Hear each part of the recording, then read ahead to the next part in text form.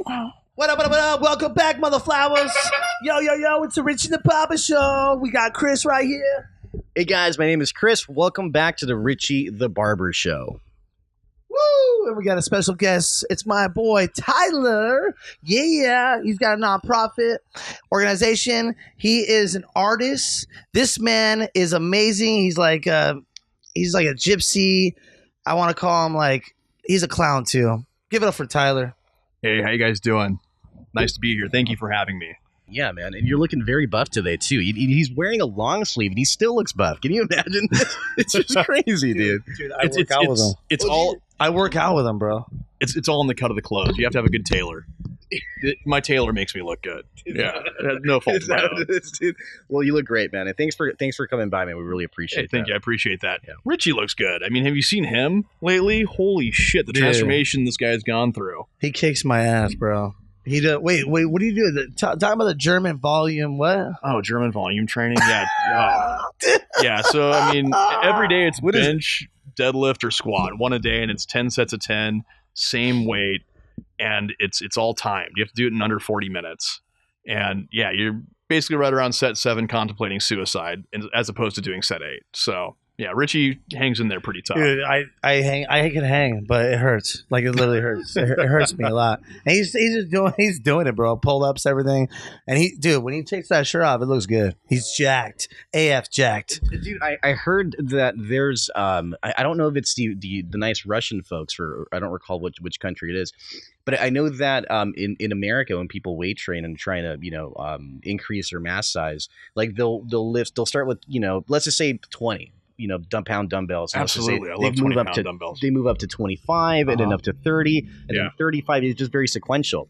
But I've heard that these nice Russian folks, like they'll go 20 and then they'll go 30 or 35 just to really shock the muscle. And then it creates like this massive gains. Are you familiar with this? Is this true? Absolutely. It's just an overload. You have to have some kind of progressive overload when it comes to weightlifting in general. Going up in weight, like your muscles, like, oh, well, I just did, the 35s that you were talking about. And then if you go back down in weight, that those 20 pounds seem like feathers in comparison. You can usually rep them out a lot more because your muscles are expecting a much heavier load coming into that next set after you did a heavier set than you're used to. So, if you, like I said, go, 20, 30, yada, yada, yada. But then if you come back down in weight, it makes everything a lot lighter. Dude, when are you going to work out with us, bro? I'm down to work out. So what happened is like I was telling Richie, last week. I don't know if I actually mentioned this to you. I think I did at one point, but I was working out. So I used to drink a lot. I used to be an alcoholic. Maybe I still am. I don't know. Maybe I'm in denial, but I stopped drinking for 8 months and I replaced my alcohol addiction with working out. So I was just obsessed with lifting, dude. Obsessed with lifting. Yeah. So I did it for 8 months. Didn't drink a drop of alcohol. But then at like month number 8, I herniated a disc in my back, my lower back, and then after that, I stopped working out and I started going back into just the old habits, But it was tough though because I didn't really have a whole lot of guidance when I was working out. I was just kind of like the lone wolf, like doing my own shit. You know what I mean? I was going to like this private gym and it was just me in there. So. And I think this is actually during COVID, so gyms weren't even fucking open, dude. So it was just kind of like a weird time. Oh man, I loved COVID. Actually, I had the best time of my life. Me too, I want COVID part 2. To be honest with you, don't say that, dude. I mean, what? No, I do. Serious, I love. Why COVID. do you want COVID part 2? Because you don't like people. I hate people. God, I knew it.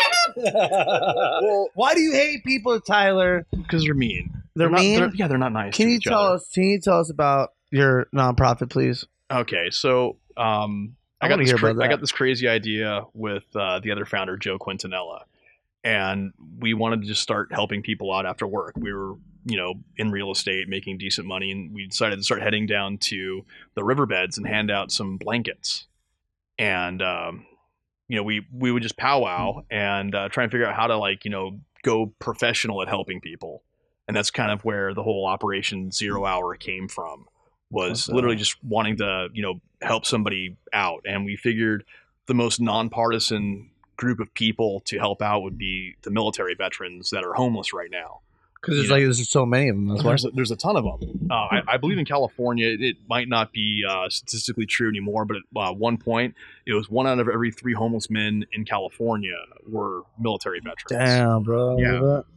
Did you hear about like the tiny house movement? Did you hear about? There was a nice gentleman. Actually, he was a punk rocker. No way. Yeah, he's a punk rock dude, and he was building these tiny homes for the whole. Punk rock what dude? Like was it a band? I don't believe he was in a band, but he was like this dude. He had like a mohawk, and he was building tiny houses for homeless people out here in L.A.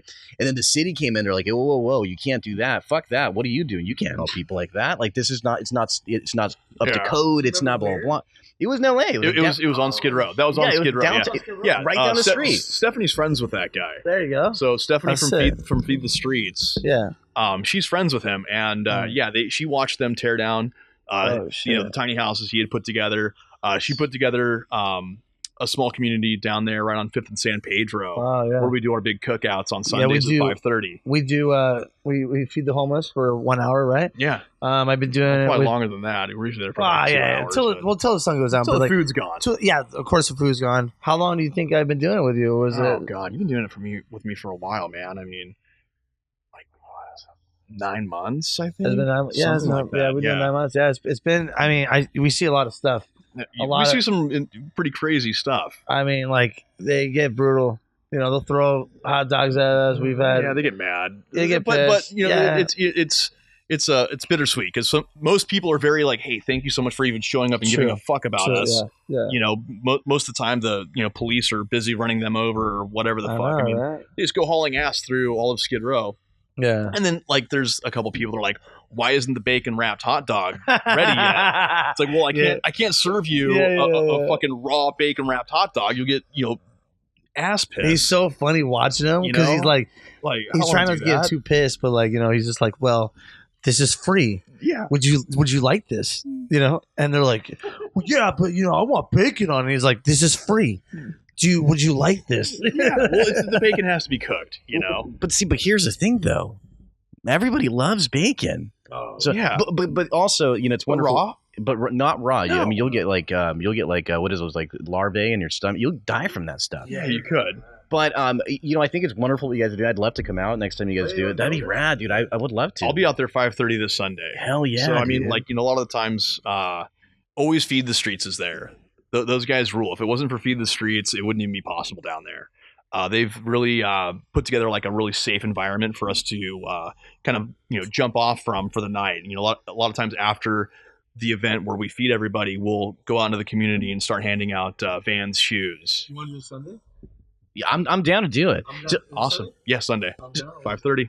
You know when to be there. You know where to go. So I know where to go. I was gonna ask you.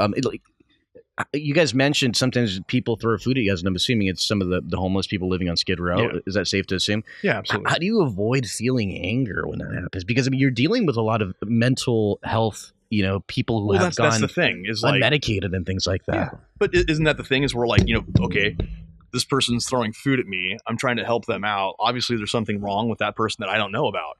Right. And like, all right, well, that person's pissed, whatever.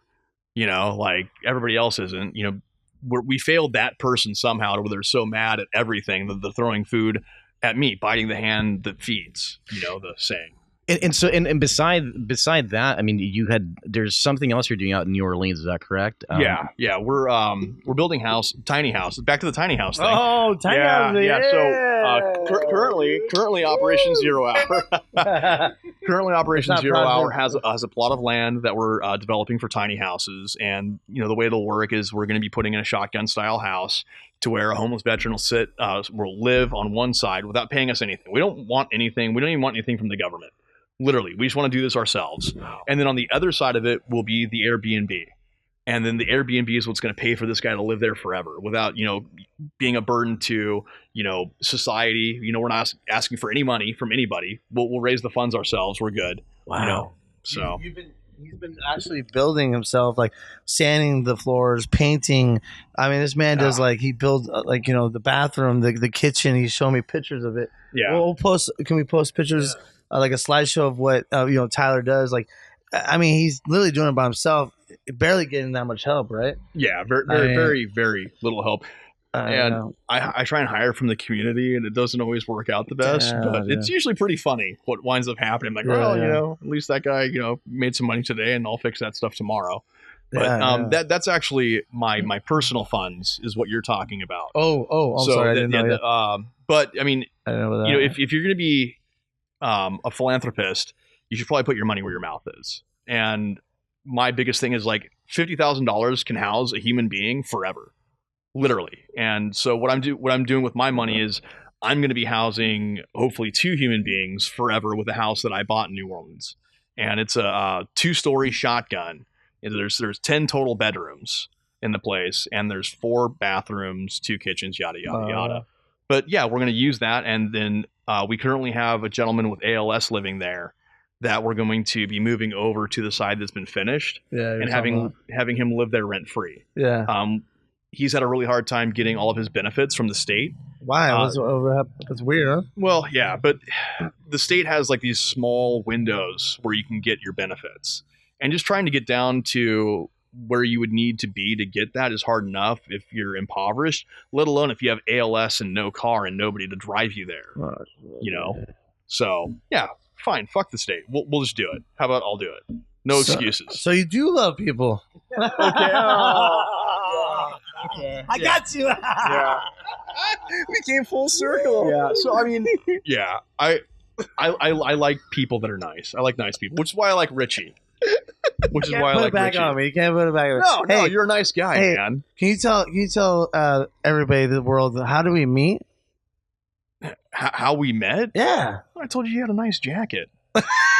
Yeah. Is that what happened? Yeah. You were like sitting there looking super awesome, like a fucking. I think he's right. A fucked up unicorn. No. And yeah, like I was like, holy shit! What in the fuck is that thing? I want to hug it. And you did hug me. Yeah. You were wearing a super dope, well tailored jacket, and I was like, dude, that is a great jacket. He's cracking me up, dude. And you seem kind of skeptical of me at first. Really? Yeah, you're like, what the fuck? Yeah. And in my mind, I was like, how the fuck is this guy not used to somebody at least giving him a compliment and dapping him up a little bit? Yeah, And then I was like, well, hey, like this is my jacket. You're like, oh, okay, so you actually like jackets. You're not just being a weirdo stalker. I was like, no, I'm not being a weirdo stalker. I just thought you had a cool jacket. Oh yeah, that's right. You did say that. Yeah. And then we started. Well, for me, So I met Tyler, right? And then he would scare me. I never told you. I just turned around and he's there. I'm like, oh god, Tyler, what's up? He would just show up. And he would always have 2 drinks, and then he would leave. He's like, I'm gonna have this. I'm out. And I'm like, oh okay. And I'm like, he can do that? That's crazy. So what you're trying to say is that Tyler is Batman? Actually, every time you'd be all in black and you would have your hat. Yeah. I'm not wearing L hat today. No, you would always wear a black suit. You wear a black suit, and I'm like, hey Tyler, what do you do? I just didn't understand. I never knew what he did. And he would always say it, and then he would always offer like, hey, I really, really love it if you would come down and feed the homeless in downtown LA. I'm like, oh, I used to work downtown LA. The same story. He's like, yeah, I know this. We always talk about you used to work downtown LA. Can you please come out? And I'm like, but then one day I just say, yeah, I'm gonna go. I think it was after working out with him because he really kicked my ass working out. I was like, then we started working out together. And then I was like, oh, this is so cool. And then we got tacos together. And that tacos cemented the friendship, man. Yeah. Tacos cemented the friendship. What's the talk about the tacos? Except for like, yeah, I love tacos, man. I mean, that was kind of like, that was like one of the first things you were like, well, what do you do? And I was like, well, I like to, vandalize buildings. I like trespassing, and I like tacos and donuts. And you were like, what? You do what? Like, yeah, well, that's just what I do, and you're like, no way. Yeah. Like, well, what else do you do? Like, well, I do this weird thing with, the unhoused veterans of America. And you're like, what the fuck's that? I'm like, well, I hand out care packages, which are new shoes with, pair of new shoes from Vans because they're one of my sponsors. Can you tell? Sorry, before. Yeah, this is an amazing story. I gotta cut you off. Okay, okay. Amazing story. No. Fuck you. No. My turn to talk. No, because you were going. Okay, how did you get the Vans? How did you get the Vans? What were all the? Why the shoes? How did I get Vans? What was the first sponsor? That was amazing. That's an amazing story. Oh god. So the first sponsor was me figuring out import exports, and I wanted Converse to be my sponsor because Converse were my shoe of choice, like growing up, yada yada yada.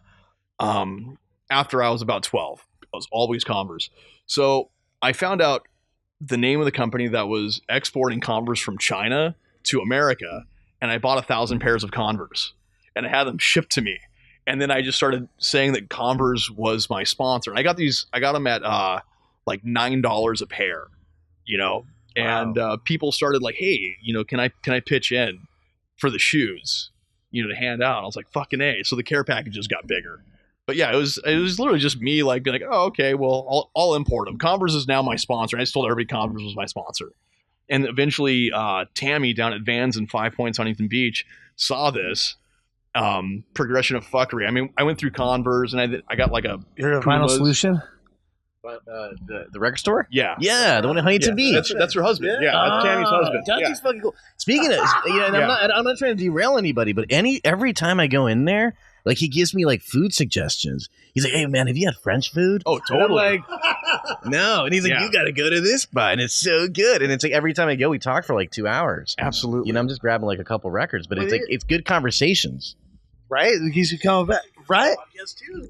He already said yes. No. I talked to him. Yeah. We got him. Okay, go on, Tyler. Sorry. But anyway, sorry to disrupt like that. Me too, dude. I'm fucking sorry, dude. I started thinking about like tacos.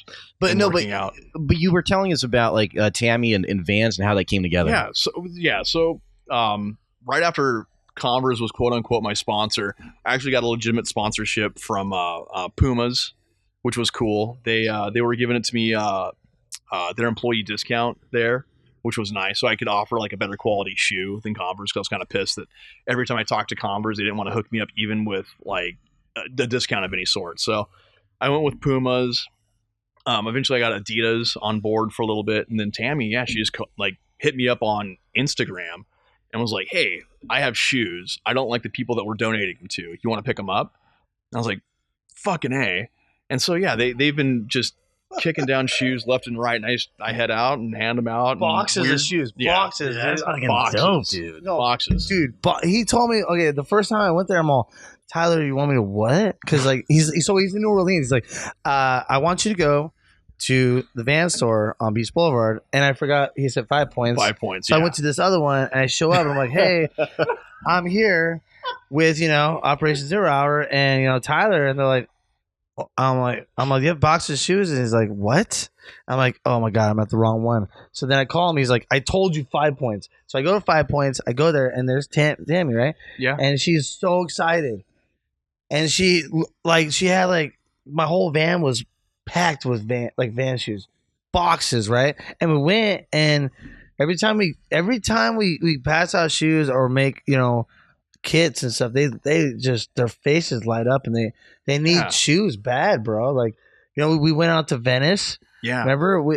Tell that story. You found it. We both did. We went out to Venice to go hand out shoes to the homeless veterans, and we actually found a missing person. Oh my god! He'd been missing for a couple of years.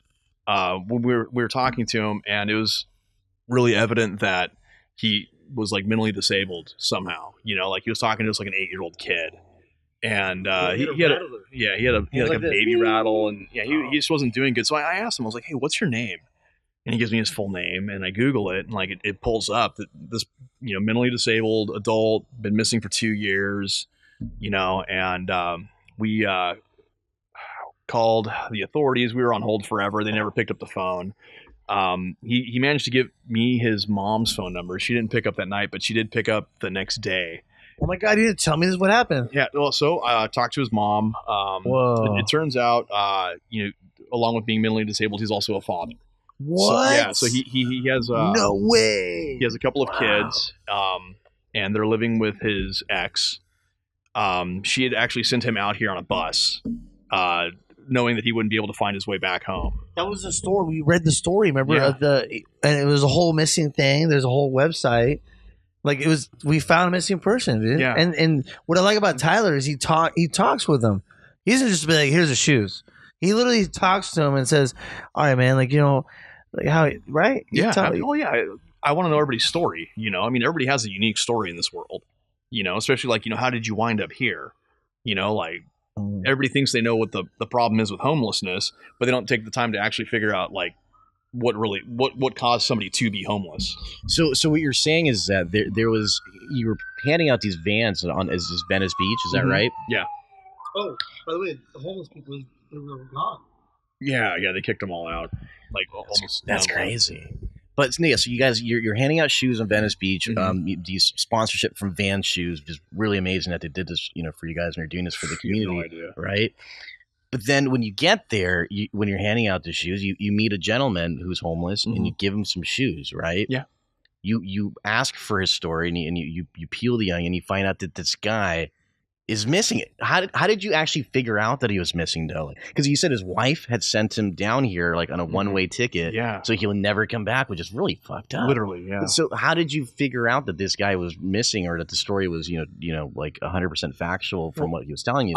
I have a history in working in the psych field from when I was younger, and talking to somebody, it's pretty evident, at least for me, like, oh well, there's something wrong with this person. It's not drugs, And I literally asked him his name, and I Googled it, and it pulled up on the LA County Sheriff's Department missing persons posts. And the rest of the story is I wound up talking to his sister multiple times. She notified the police in the area as well as I did, and he was actually found again, and then he's actually back with his sister currently. That's a beautiful story, man. You didn't tell me that. Well, I've been gone, man. I've been in New Orleans building the fucking house. I know.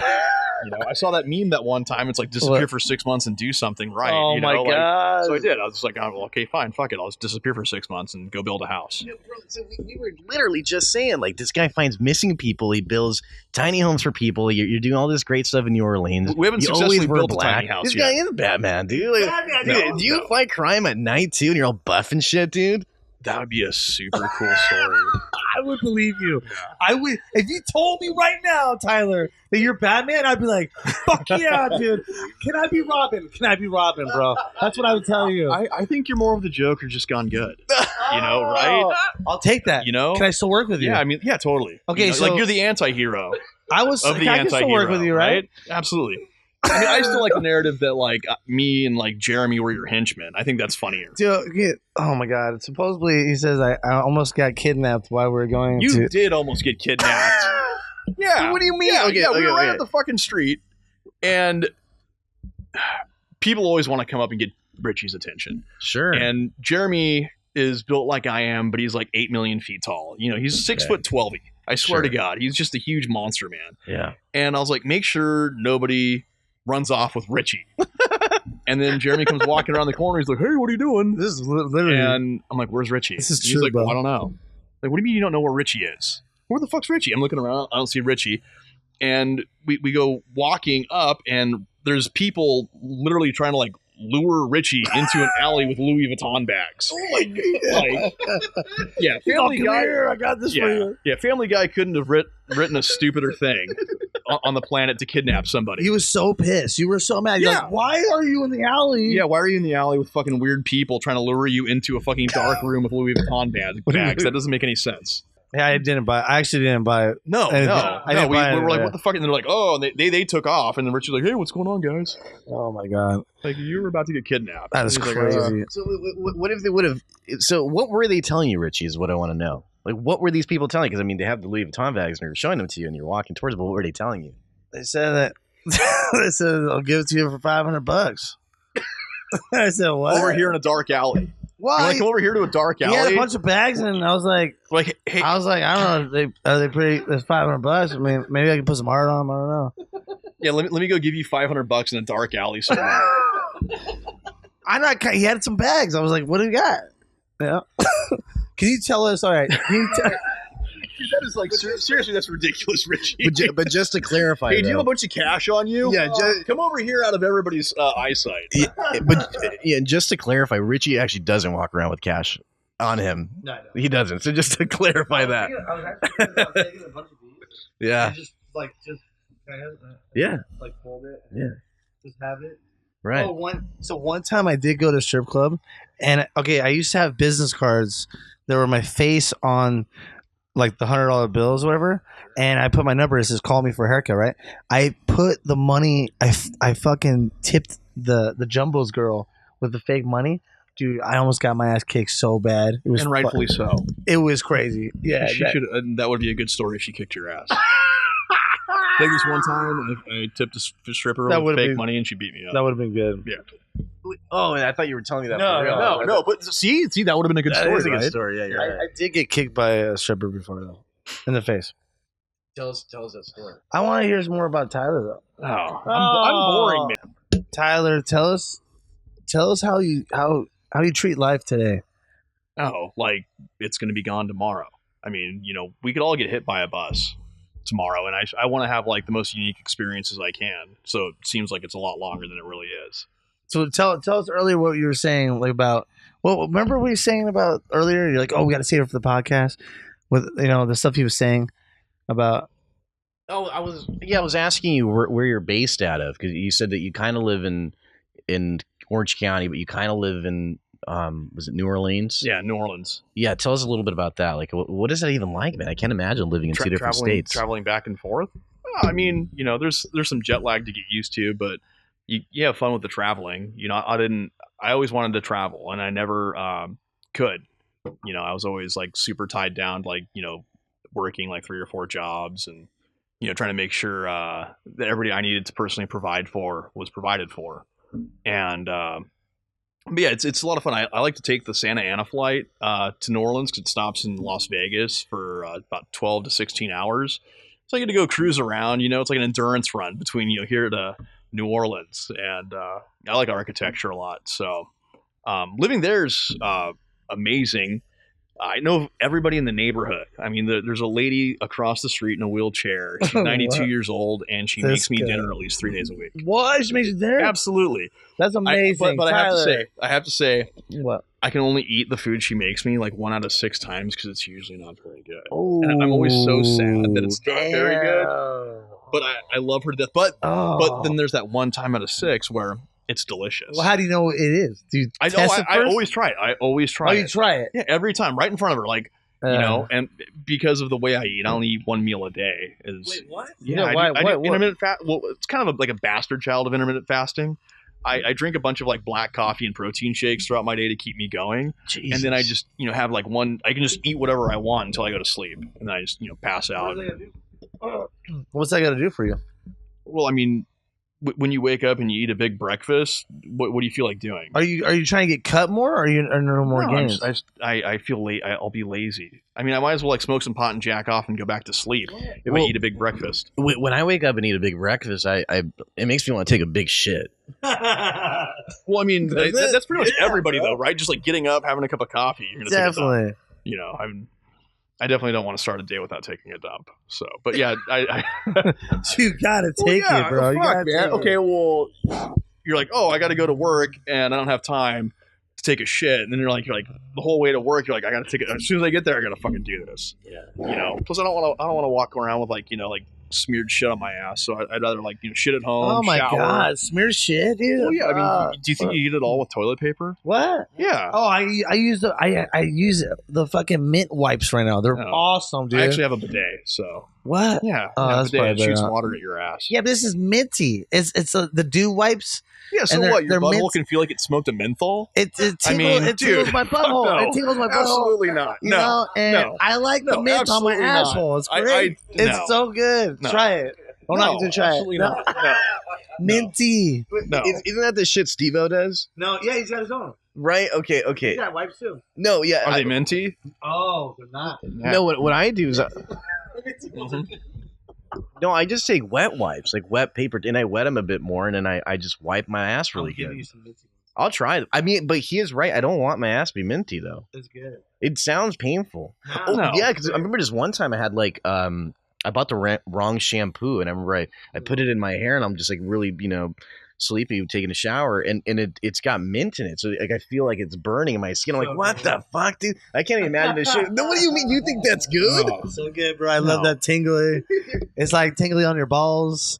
It tingles the balls. It tingles the butthole. It's great. It's like if you accidentally get Bengay on your dick. No, you don't want to get something on your dick. Okay, yeah, absolutely. Okay, I'll never forget. I was brushing my teeth, right, and I was and then the shit come out off the toothbrush. Yeah. It went on my dick and it burned. No, that burned. Yeah, why would I want that on my butthole? Right on the tip of my dick. It burned so bad because I think it did go in the hole. I used to, speaking of that, dude, it gave me this flashback of this friend I used to have when I was in high school, and he was a couple of years older than us, so he would drive us around, and he was just this really volatile, kind of violent, stupid guy. But anyway, like, he was a handsome guy, like, so he'd pull a lot of pussy, you know what I mean? Yeah. You saw it? Yeah, he'd pull pussy all the time. Like, he was like very built, like he was handsome. Anyway, so I remember like one night he's like, dude, I fucked so and so, and I feel like I might get something like the herp or something. I don't know. He's like, so I went home and like I just poured mouthwash on my dick. Like, this guy, he's not. This guy's. Oh yeah, that's gotta burn so bad. Yeah, and this guy. I mean, I'm not trying to put him down, but he's not like he's not the sharpest guys out there. So there's people out there putting fucking mouthwash on their dick and thinking it cures disease. He really thinks that. I mean, I'm pretty dumb, but he thinks that that will cure it. Like, fuck it, like, oh, just pour. This is not the Wild Wild West where you just pour whiskey on your wound and you're fucking cured. That would probably be better. Would it? Yeah. You know what? I don't know. I don't drink no more, but I would put whiskey on my dick and it still wouldn't convince me that it got the herpes away or some weird shit on there, right? Like that. But anyway, I do want to go back to a lot of the stuff that you mentioned. Because you do quite a bit for people. So, like, what got you there? Like, what inspired you to even begin to do something? Because everybody always thinks, like, it's like, oh, yeah, like, tomorrow I'm going to do this, or next week I'm going to get this done. Or, so you do so many cool things. And plus you're physically in shape, and you take care of your family, and you do all kinds of stuff. And you meet, Richie and compliment on his jack. He's an awesome dad. Yeah. I have some rad kids. So like my son Sam, he's absolutely amazing. He's transitioning currently, and transitioning. I couldn't be more supportive of him. I mean, I try, like, whatever I can do to help that kid is what I'm going to do that day. Wait, what is he transitioning? Why? He's transitioning from female to male currently.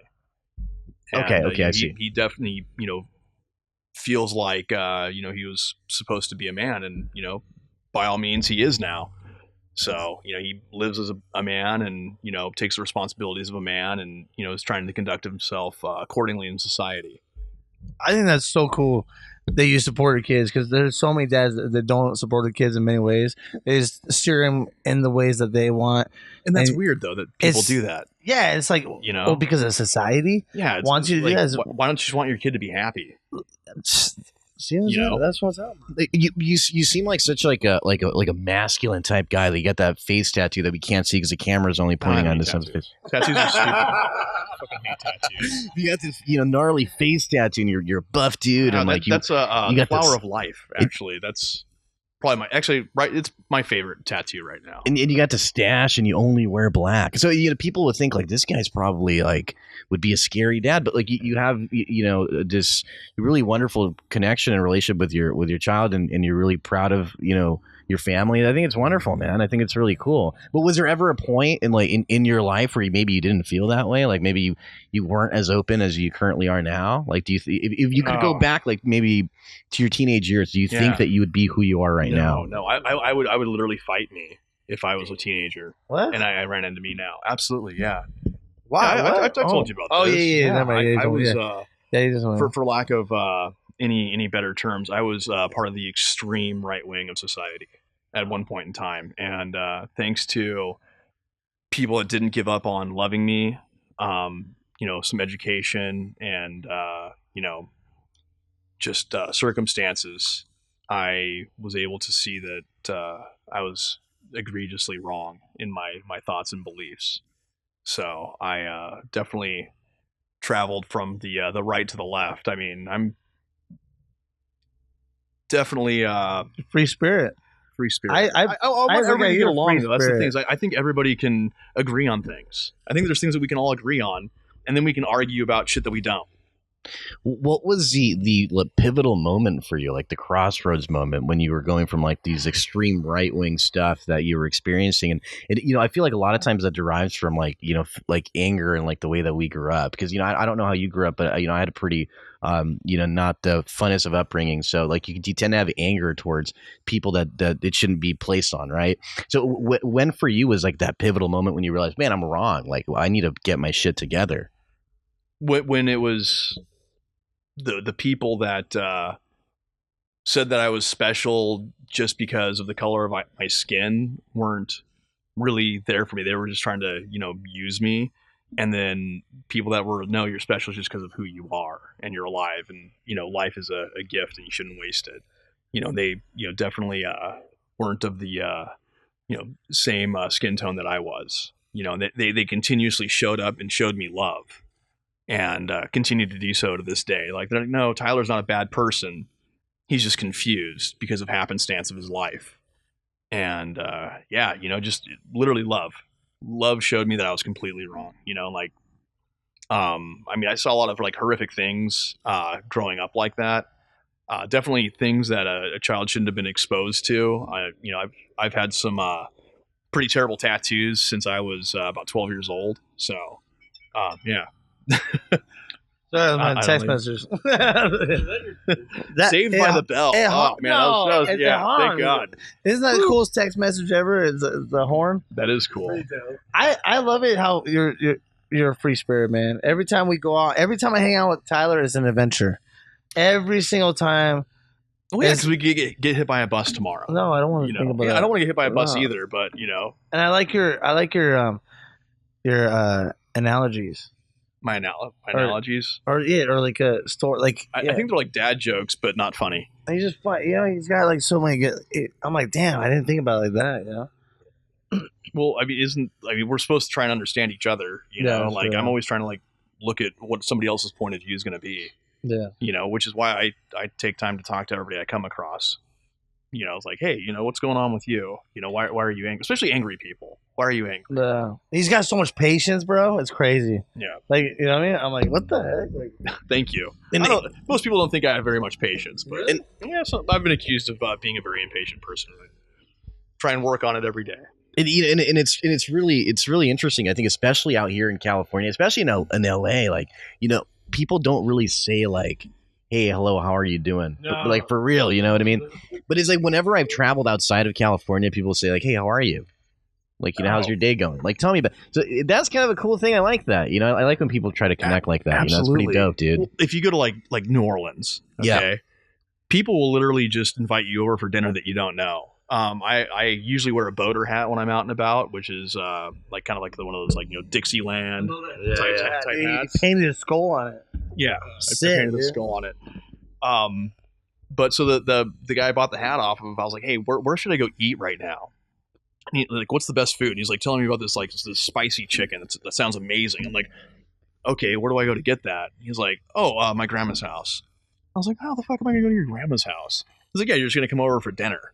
And so I did, and it was delicious. It was absolutely delicious, like real simple but amazing spicy chicken on a bed of rice.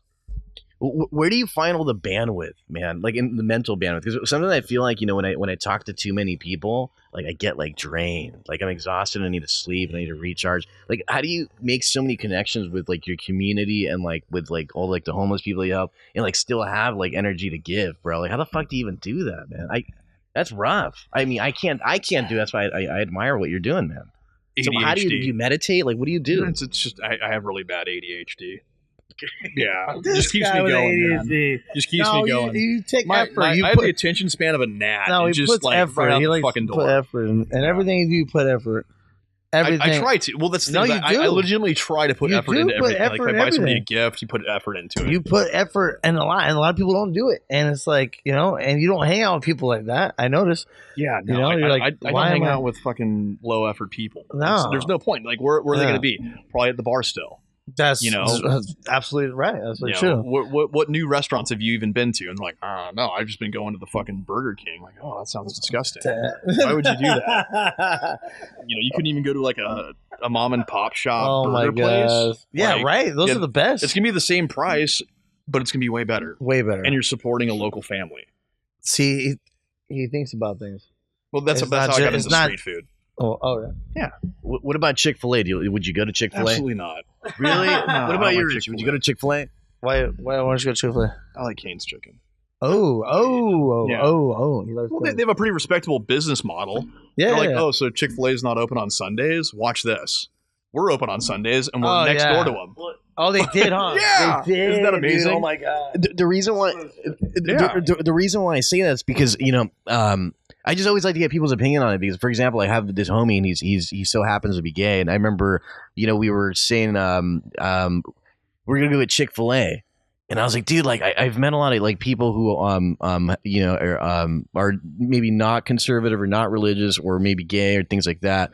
And they refuse to go to Chick-fil-A because it's a conservative company. That's why they close on Sunday because like it's like a religious thing. Is that like a conscious choice, like not doing Chick-fil-A? Like, does it go against like any of your political views or ideas or ideologies, or is it just like you just don't dig it? Because I guess omni-religious. I believe in everything. Like Jesus, totally believe in him. Also believe in Buddha. They are all telling us the same thing. Like, hey, love each other. Like don't be a dickhead. Isn't that like the basis of all religions? Don't be a dickhead. yeah. Love one another, but Yeah. they still like to So have wars over it. Wars over it. and then we're killing each other over religion. And I Not guarantee that. if everybody's imaginary friend is real, they're all sitting up there going like, "What the fuck are wrong with those morons fighting over us? We told them to love each other, and then they're killing each other. How Right. dumb are we? So, but no, it has nothing to do with who they are as a company. If you want to be a conservative company, well, I mean, we're in America. You have every right to do that. I believe in absolute freedom of everything for everybody. You want to be religious? Be religious. You don't? Cool. If you don't want to make me a cake because I'm a supporter of this, that, or the other thing, okay, cool. Don't make me a cake. I wouldn't want to even force my beliefs onto somebody or cause them any harm because of their personal beliefs. Like if I think they're ignorant, I can think they're ignorant and not do business with them. Right. That makes sense. And that's fine. I was also going to ask you, like, where do you guys raise like the majority of the funds for the nonprofit? Like, how does that come together? So I have a couple of donors that throw some money at me on an annual basis. We do the care packages, so we actually sell the care packages. And the way that works is somebody will be like, "Hey, I want to donate $60," and the care packages are $60. And what the care package includes is a new pair of Vans, a wool blanket, a pair of thermal socks, a Volcom jacket, and a joint. And wait, a joint? Yeah, Fuck totally. yeah. Why the fuck not? choice, bro. Yeah. Smile in the reaper. Well, I mean, but it's like this, like if you try and go to sleep on Skid Row, like I challenge anybody to this, like go to tell sleep. them that you did. Well, yeah, I was going to get to that. Oh, yeah, sorry. so like I tell people like, hey, if you can go down to Skid Row right now with nothing and go to sleep dead sober, I'll give you $1,000 if you can just make it the night. I've gotten to that argument with a lot of people, and nobody ever wants to take me up on it. And the reason why I know how horrifying it is I actually went down there, but I didn't go down there with nothing. I went down there with a tent. I went down there with a sleeping bag. I went down there with a blow-up mattress and a fucking gun because it's terrifying down there. Shit happens down there. And I couldn't sleep. I was stone cold sober with one eye open the entire night. And I don't think people should live like that. So I have no idea where I was going with that. I mean, there went my ADD, just trailing off. You said. So, but how do you feel about the homelessness issue, especially down here in downtown LA? It's pretty noticeable that it's a pretty big problem. But the state of California, or specifically LA County, is not really, I don't believe, doing anything to help people. Like, No. What do you think could be done to fix that? Give them a house. Yeah, Just give them a house. Can you talk about the most sweetest woman that she has her on wheels? She has her house on wheels, and they're trying to take it away from her. Or what, remember that? Yeah. So we were talking about talking about Stephanie earlier. That's the mama bear of Fifth and San Pedro. She's like the cornerstone for Feed the Streets. Amazing woman. And, amazing. She lives there, and she has put together what she calls the White House. So there's a bunch of white tents down there, and she organizes for the whole community on a regular basis. Almost every day there's an event down there because of her. That is, feeding and clothing people on Skid Row. Multiple times the city has come in and destroyed her house, what she's put together for herself. She, has this, stage that she has, people, come and the churches can play pianos and sing and preach. And it's not just like one church, it's all the churches. Or Operation 0 Hour, Feed the Streets. We, use the stage to feed people, to cut hair, things like that. And then at night she lives in it. She puts all the walls back up and she lives there, but the city has, come in and torn it down time after time after time. And it's quite sad to see that such a pillar of the community that's legitimately trying to help people is constantly under attack by the city, who is claiming that they're trying to help the residents. Did you ever encounter any homeless people like when you were like in your formative years, like when you were like a young man? Like did something like what kind of bond happen for you at any point? So I used to have a visceral reaction to seeing homeless people, and I couldn't figure it out, and it would cause massive amounts of anxiety, and I would steer clear of homeless people when I was younger because I couldn't understand what was going on with me. And eventually I just sat down with a lady, Francesca Hatch. She used to come into a coffee shop, and I gave her free coffee all the time, and I talked to her and wanted to know why she was unhoused, why she was homeless. And it had turned out that she was a child author, wrote a bunch of children's books, and her husband left her and she snapped. And she just walked out having money. She has money, but she's mentally broken and over the experience and wound up homeless over it. And I just thought that wasn't right, and from then on I was like, well, what can I do? And, like I said, eventually I came across Joe, and we started handing out blankets and just asking people what else they need. And it was blankets, shoes, socks, and something waterproof. And then, everybody's always asked, homeless people are drug addicts. Well, are they drug addicts and that's why they're homeless, or are they homeless and they became drug addicts? Self-medicating on the street, just trying to go to sleep. You can't go to sleep on the streets without being high or drunk or something. It's true, man. It's crazy. It's like it's a way different vibe when such a downer on the conversation. Well, no, when the sun goes down. I feel like I keep shitting in the punch bowl. Oh my gosh! No, this is what we're here. We want to talk about. I think it's important to talk about the nonprofit. And a lot of people are curious. Yeah. A lot of people are curious about it, and I'm still learning. Right. I'm learning. I don't know that much about it, and you're teaching me. I don't know much about it. I mean, I'm the no. I mean, mind if I plug my mission statement? Yeah. So our mission's is every $50,000 is going to pay for one veteran and one house for him to live there forever, and we're not going to make him pay us anything. That's what we're all about, because it's a very obtainable goal. And now that I've done it with my own money at this point, I can just point to it and be like, yeah, see, $50,000, and nobody has to pay anything else. The states claim it, costs, $78,000 a year to take care of somebody. It's just not true. Who takes care of the property taxes and is there anything like that, or what is it called, like maintenance, like HOA type shit that people would normally have? Who does that? Oh, this guy right here, me.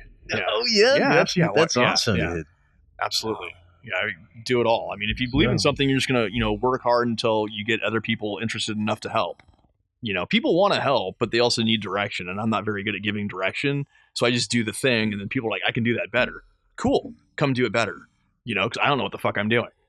And that's pretty much it on that.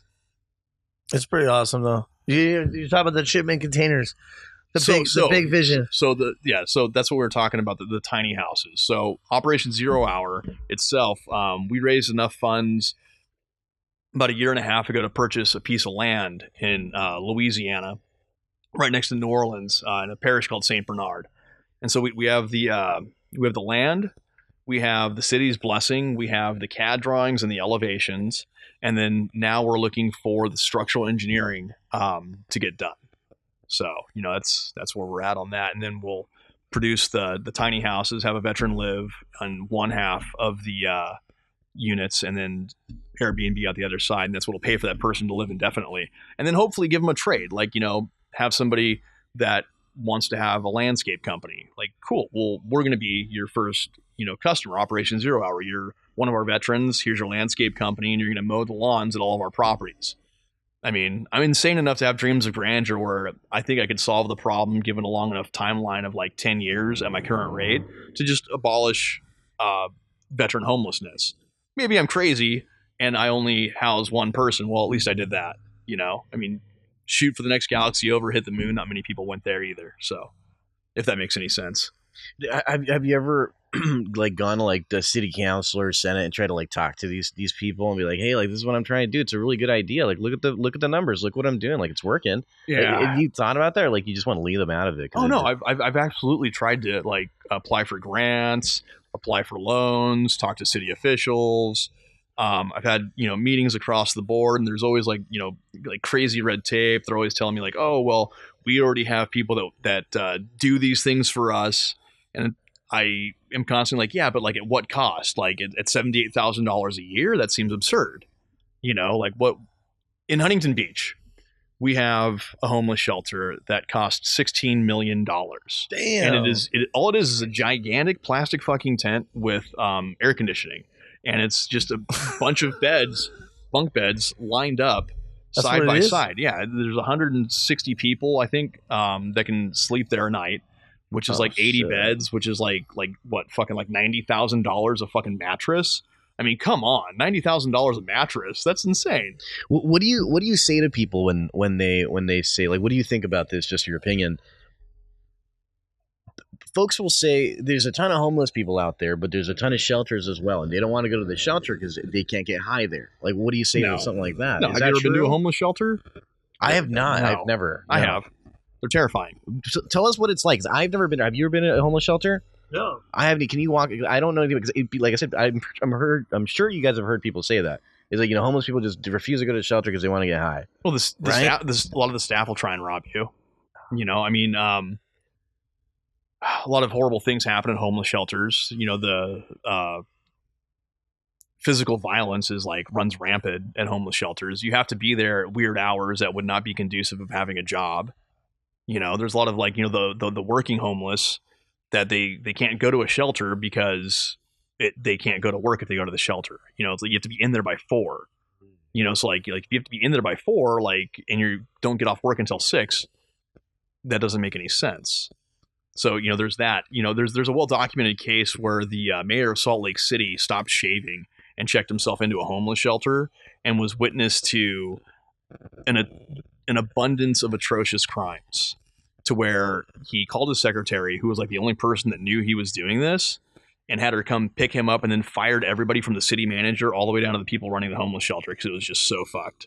And that's like one of the best documented by a public official, cases you could possibly look up.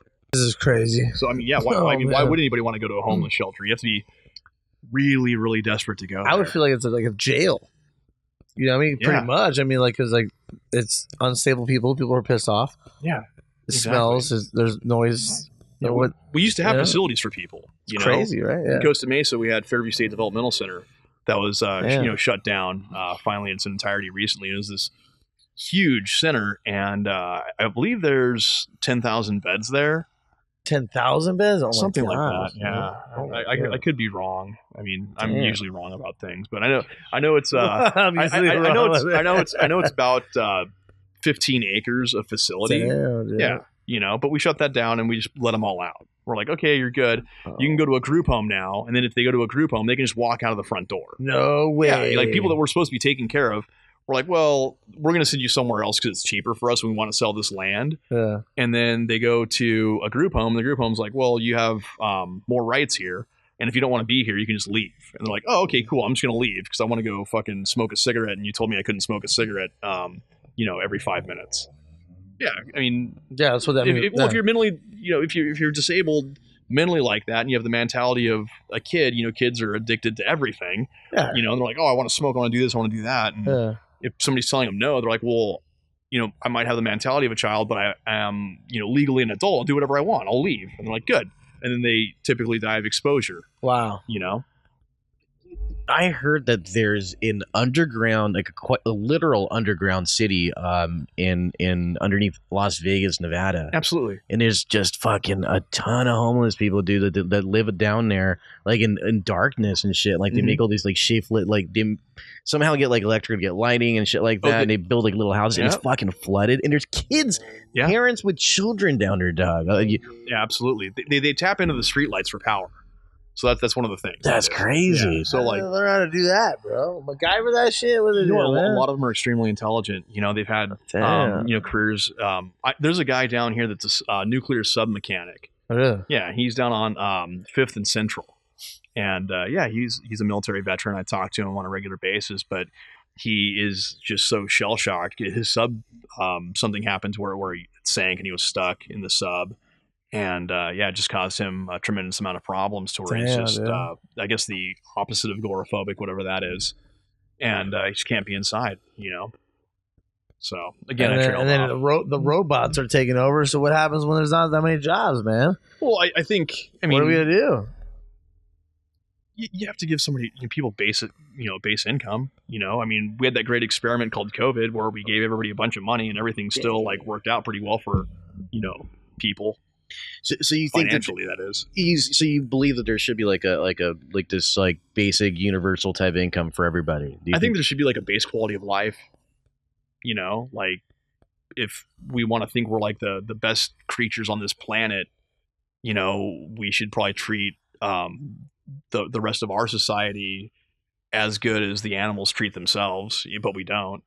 We're like, oh, we'll just throw these people out because they're no longer functional in our society. Animals don't even do that.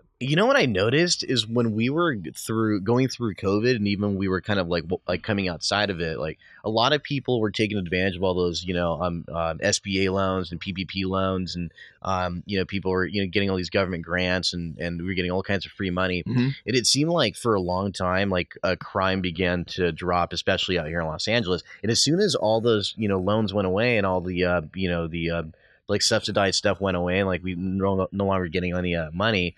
Yeah.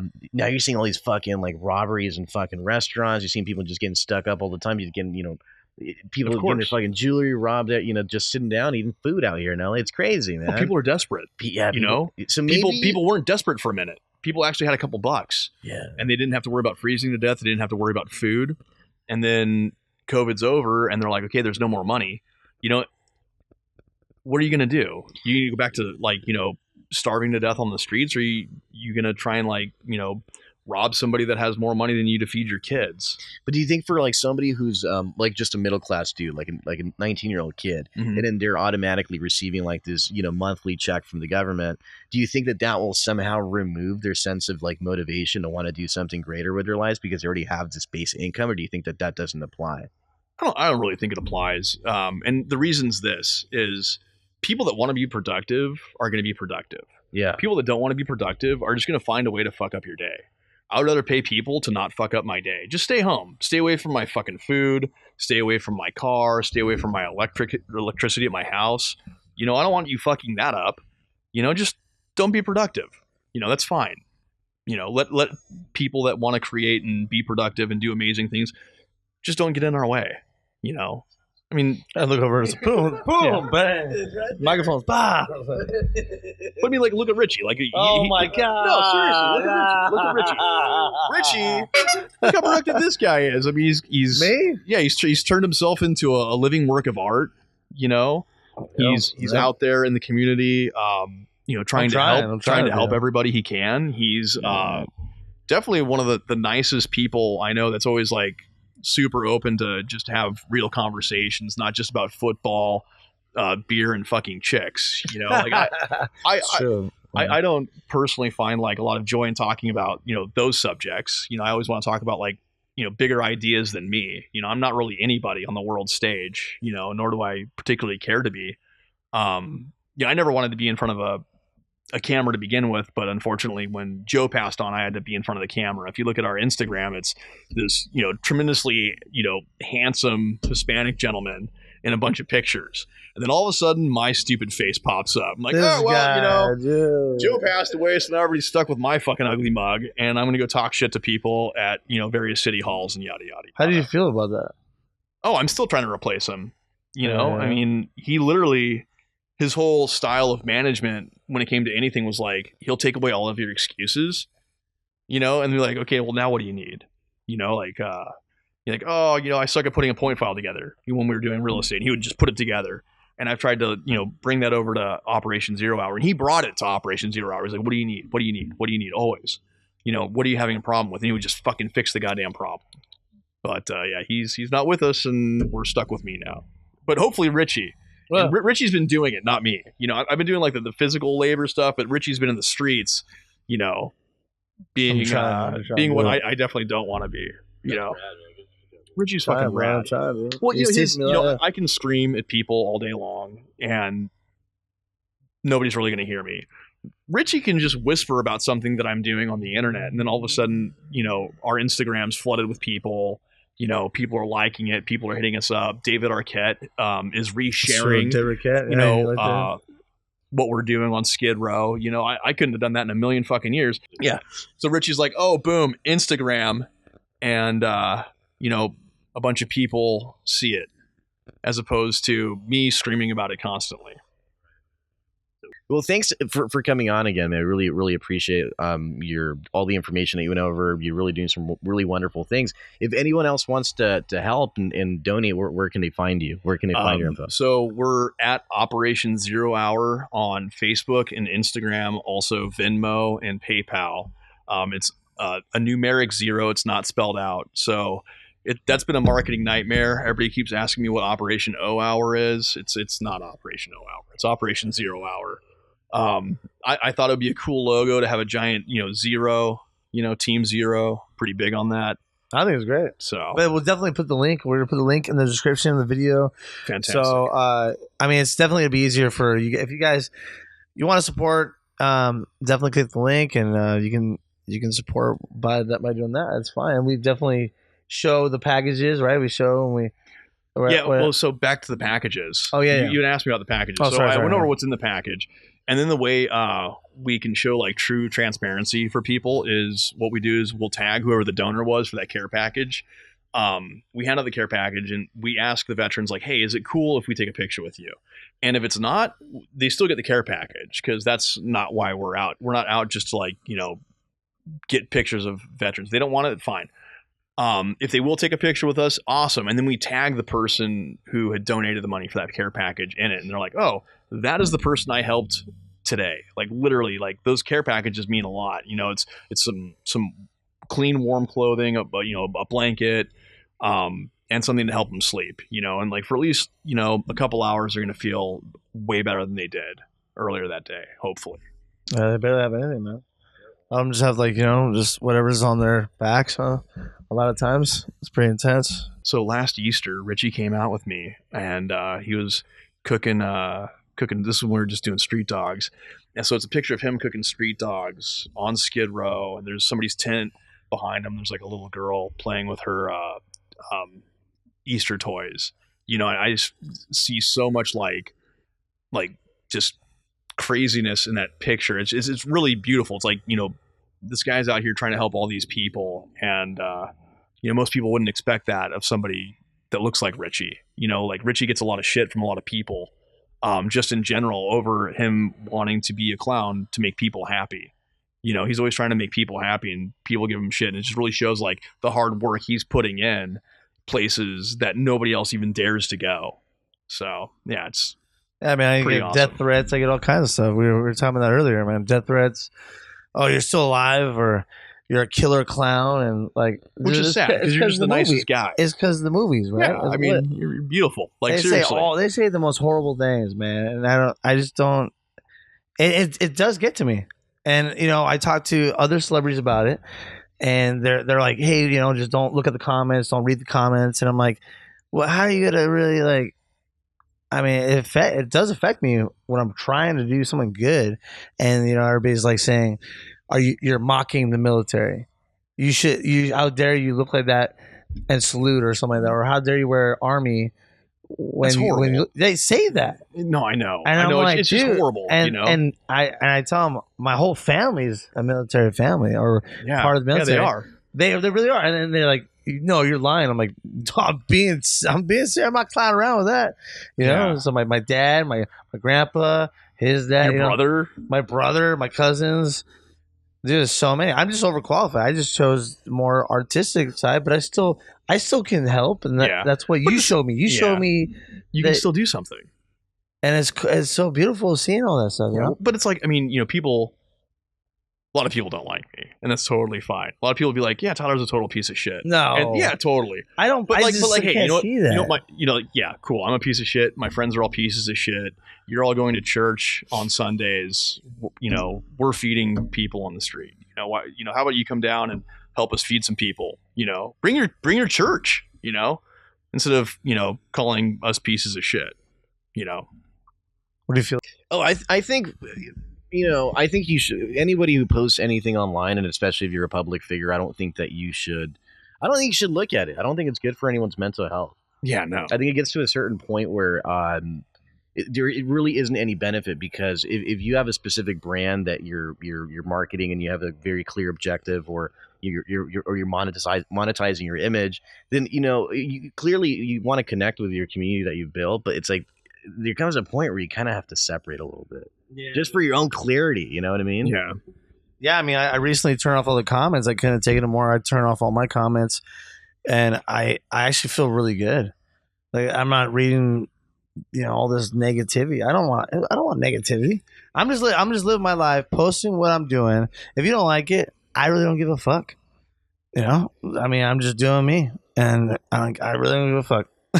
That's man. What am I? Live your life on your terms. Yeah, that's why I like hanging out with you and we go on adventures and shit. Because we really don't give a fuck. We have fun. Well, it's nice to just be laughing with somebody all the time. Really? Yeah, definitely. Well, because most people these days, they're so negative, and all they want to talk about is like why their story's the saddest out of everybody's. Like, whenever you talk to somebody, usually like they're like, oh, I have such a sad sob story. As opposed to like, hey, I'm trying to do something awesome. You want to come along? Like you want to do something fun and like maybe help some motherfuckers at the same time. That sounds so like uplifting. That I mean, amazing. I'd rather define myself by that than like, oh, I got brain cancer or some crazy thing, and then fucking you should feel bad for me. No, fuck that. I go out and feel do a bunch of fun stuff in the community, and I hang out with my buddy Richie and pass out shoes and smoke some pot. And I love weed, man. Weed's great. Weed's good for you, man. Well, I love it that you give out weed to the people, and they freak out. People are like, "You do what? Well, you do what?" I like weed because it gives me anxiety. What? Yeah. That's probably why you drink so much coffee too, man. Actually, the caffeine levels me out. Wait, what? Yeah. No well, we way. talked about the fact that I'm ADHD. Oh, okay. And so like I don't take medication for that, but coffee? I drink a lot of coffee, and I smoke pot to give myself anxiety on purpose, because then I'm like, what am I doing wrong in life? Oh, I'm doing these things wrong. I should probably fix these things, and then I won't have anxiety about that thing the next time I smoke pot. I feel like when you smoke weed, it's just like you're not really thinking too bad about that stuff. You're thinking about all more stuff than just like all the thoughts kind of just shift away. Yeah. Instead of just that one thought, oh my gosh, what the hell? Yeah, you're like, okay, well, if I take care of this, I'm good. Yeah. So I'm going to take care of this. And then you can move on to like your next instance of thinking. It's kind of like a smooth, like when I smoke weed, I'm just like, I'm more concentrate. Like I like when I smoke weed, I'll be thinking of things like Richie has to come out to New Orleans with me. Dude, I do. Like, yes, everybody's waiting for that. Out, Dude, or like, we gotta go to New Orleans. Trying to think of like how to monetize Richie for himself. Oh my god, people would shit themselves on the like there. He would be a god amongst ants. No he really way. Would be. He really would be. Like this has got to be a clip. No, Richie would be a god amongst ants in New Orleans. Like they love clowns out there. They like the oddities. They like the slightly dark. People would see Richie and just standing there, he would make money. Like, I'll give you lot of people make money just standing there in New Orleans. Did they really? Yeah. They just stand there. Yeah, they just stand there and people walk up. Why have I not gone yet? Pay I them can money stand there. and they take a picture.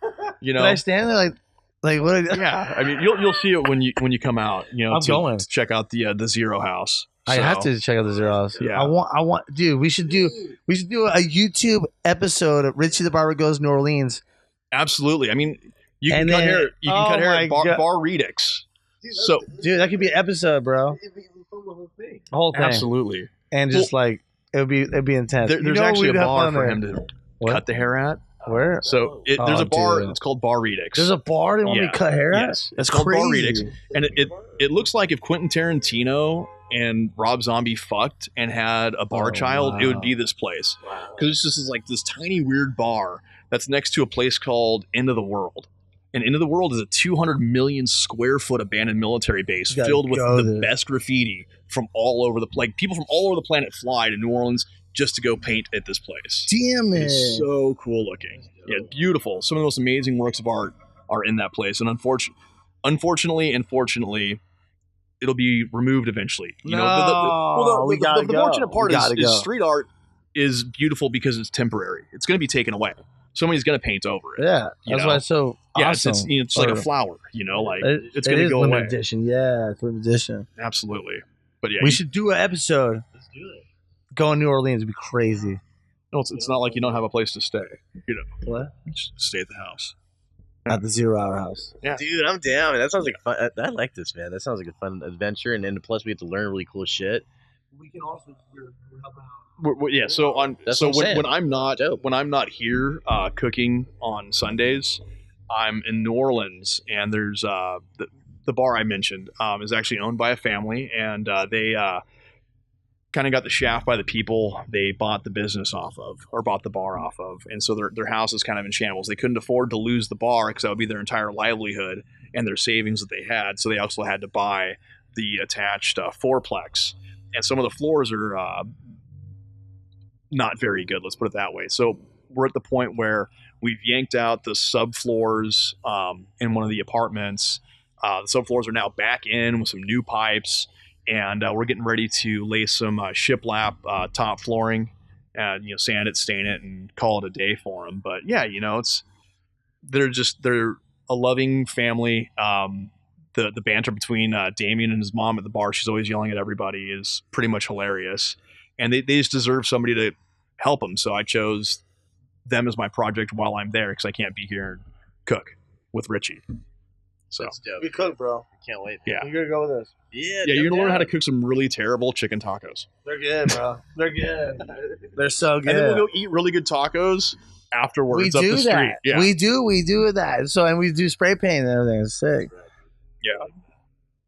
Tyler, thank you so much for going on the podcast, man. Appreciate you, dude. Richie, thank you for just having me here. Sorry, I appreciate you as always, man. letting me be a part of your venue. Dude, you're amazing, man. I love you. Amazing. Love you too, buddy. Chris. What do you think, man? Yeah, dude, love you guys, man. And dude, you're quite literally a superhero, man. Thanks for everything you do, dude. You're inspiring, Thank you. Man, for sure. I appreciate that. You make me want to do. You makes me want to do a bunch of like good shit, like badass shit. Because we're already talking about it. There you go. Yeah. We're doing it. All right, buddy. Good seeing you. Dude. Yeah, buddy. Best.